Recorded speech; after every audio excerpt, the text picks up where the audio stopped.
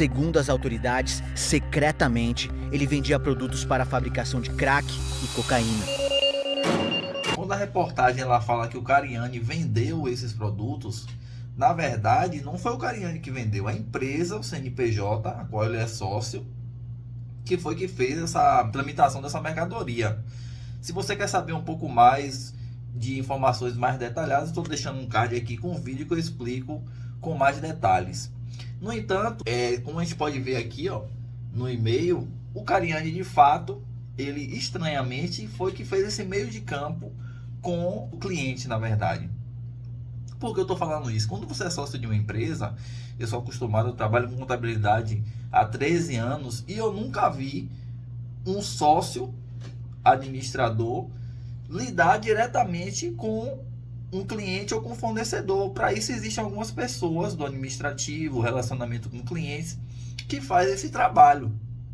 Geralmente os sócios administradores eles ficam voltados mais para a parte mais operacional. Por exemplo, o engenheiro ele vai estar voltado mais para análise de produtos químicos. Se for construção civil, ele vai estar mais envolvido nas obras.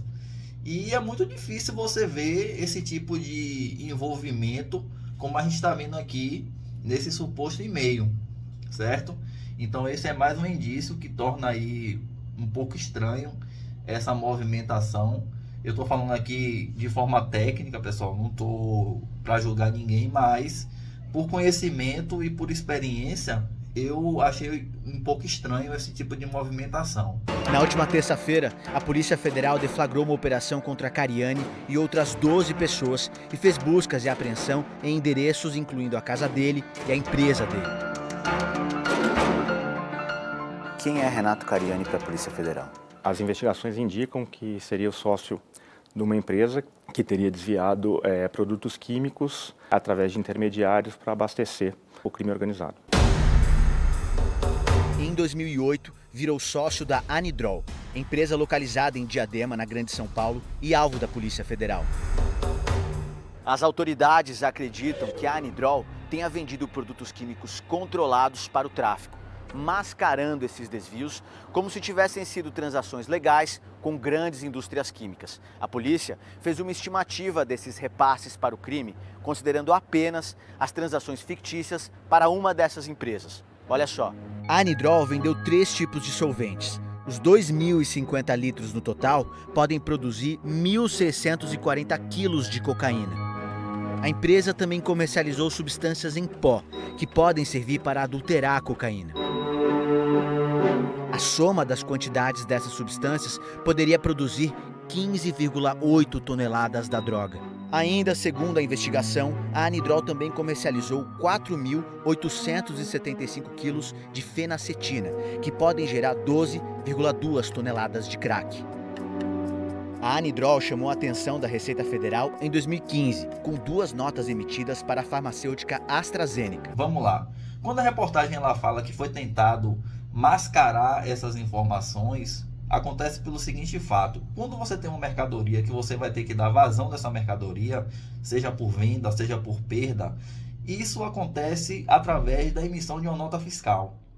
Como a gente pode ver aqui, ó, nessa nota fiscal hipotética, certo? Mas como todas as notas fiscais elas têm que ter as mesmas informações, você tem que dizer para quem você está vendendo, o que você está vendendo, a quantidade, tudo certinho. Então, houve-se um erro no ponto de vista econômico, fiscal, certo? Na operação dessa emissão dessa nota. Por quê? Se você quisesse, não estou ensinando aqui a fazer nada errado não, mas no caso, se a pessoa quisesse fugir aí da fiscalização, ela ia ter que emitir uma nota fiscal contra uma empresa laranja também. Eu acho que foi negligência ou imaturidade você emitir uma nota fiscal para uma empresa consolidada, uma empresa grande. Por quê? Quando você emite uma nota fiscal, o que acontece? A pessoa que foi emitida essa nota fiscal, ela tem ciência disso. Você vai no nota fiscal eletrônico, você tira uma consulta de todas as notas fiscais que foram emitidas contra você e você vai ver lá. Outra coisa, os impostos também são incidentes pela questão do substituto tributário, certo? As empresas grandes, no caso aí da AstraZeneca, ela é que faz a retenção dos impostos, seja federal, seja estadual. Então, o que foi que aconteceu aí? A Receita Federal apertou a AstraZeneca falando, ó, você tem aqui alguns impostos, você tem umas notas fiscais emitidas contra você e você não fez o recolhimento. Provavelmente a AstraZeneca fez uma defesa administrativa dizendo, ó, eu não tenho conhecimento dessa mercadoria, nunca fiz nenhuma transação e eu não tenho nem esse fornecedor cadastrado aqui. Eu não tenho nem essa empresa cadastrada aqui. Então, isso é mais um indício de que tem alguma coisa estranha aí. A multinacional farmacêutica disse que os produtos referentes às notas jamais ingressaram em suas dependências e que nem compra a substância de um fornecedor nacional. E para onde ia todo esse material químico? Segundo as autoridades, para as mãos do tráfico. Em outra investigação, em 2016, a Polícia Civil encontrou produtos da Anidrol com um traficante. O homem, condenado por tráfico, explicou à justiça como obtinha as substâncias. Quem que entregava esses produtos? A Anidrol, laboratório. A empresa tinha um tempo de embalar, de preparar. O Fantástico também encontrou as fotos desse homem indo retirar os produtos na Anidrol. Mas a empresa não foi investigada na época. A Receita Federal chegou a alertar a Anidrol que a AstraZeneca negava as transações. Após o comparecimento inicial na Receita Federal, deveria ter pelo menos subido um alerta, né? Mas mesmo assim, outras 10 notas foram emitidas em nome dessa empresa farmacêutica. O caso das notas falsas também foi investigado pela Polícia Civil. Renato Cariani apresentou uma troca de e-mails com um suposto representante da AstraZeneca. O nome dele, Augusto Guerra. A assinatura, Gerente Nacional de Compras da AstraZeneca.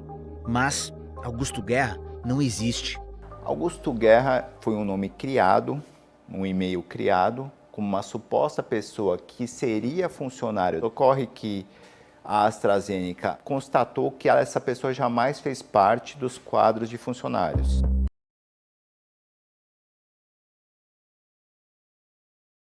Em 2021, Cariani disse à Polícia Civil que chegou a se encontrar com um representante da AstraZeneca.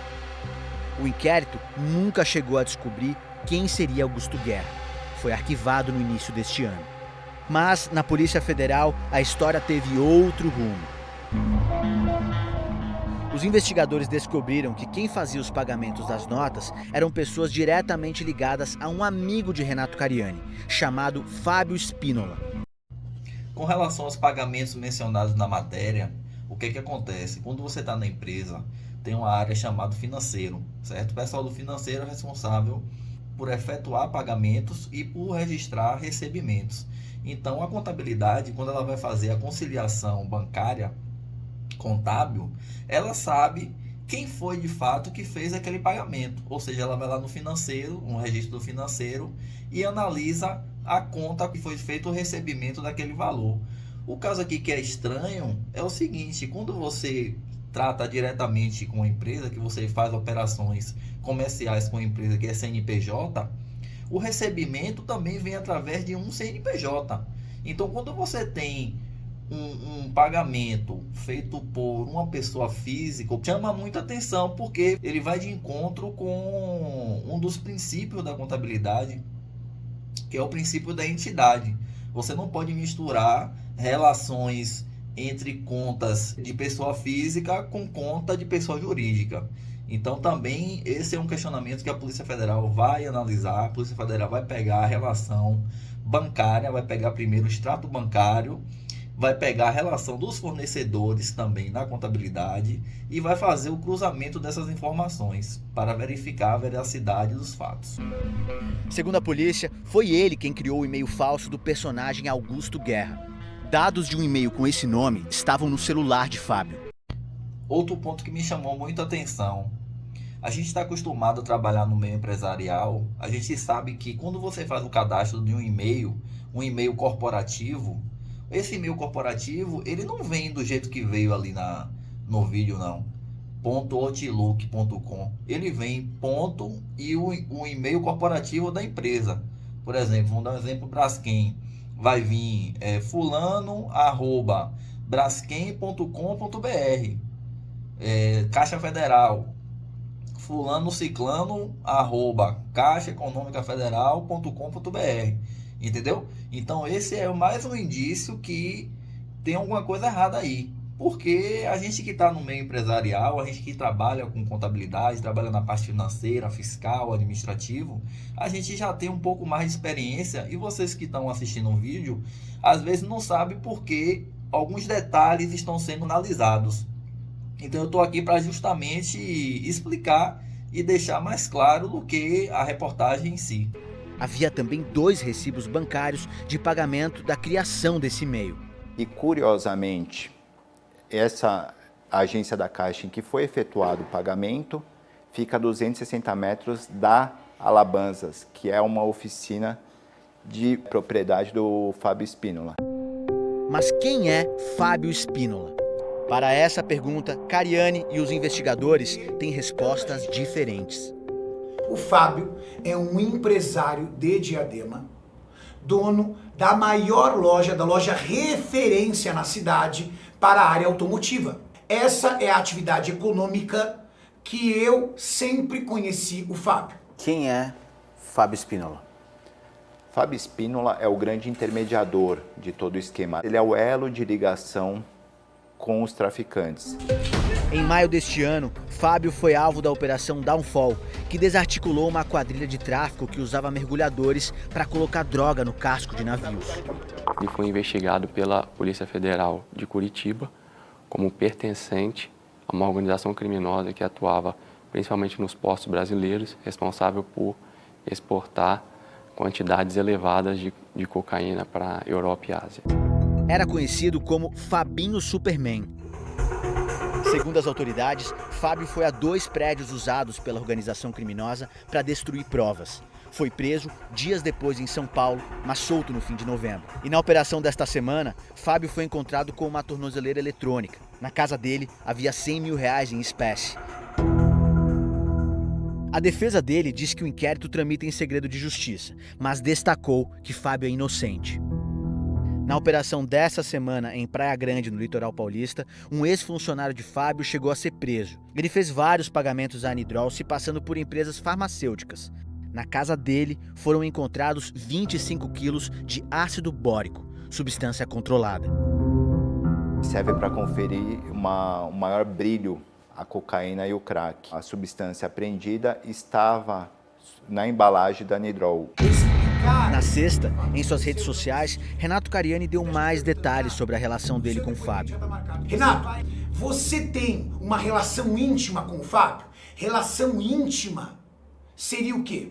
Frequentar a casa dele, por exemplo. Eu nunca tive a oportunidade de ir no apartamento aonde o Fábio mora. Pode levantar os registros que você vai ver que eu nunca fui no apartamento dele.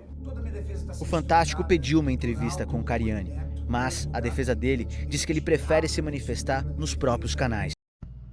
Então, pessoal, são pequenos detalhes como esses que ajudam a gente a ter um entendimento melhor do fato. Por exemplo, a questão do e-mail, o e-mail corporativo. A gente que está no meio corporativo, a gente sabe como é que funciona. A gente sabe que não é um e-mail simplesmente feito por uma pessoa física. A questão das notas fiscais, a gente está na área contábil, fiscal, econômica e financeira, a gente sabe como é que funciona. Então são alguns detalhes que a Polícia Federal ela vai investigando, certo? E vai chegando num momento crucial. É por isso que a Polícia Federal invadiu a casa do Renato de surpresa, para pegar esses dados, pegar computador, pegar tudo de meio eletrônico que ela tem à disposição, ela pega. Então, se você gostou desse comentário, você vai deixando o seu like e, se puder, se inscreve aí no canal, que vai ser muito importante para mim, que eu estou começando agora e preciso da ajuda de vocês. Muito obrigado.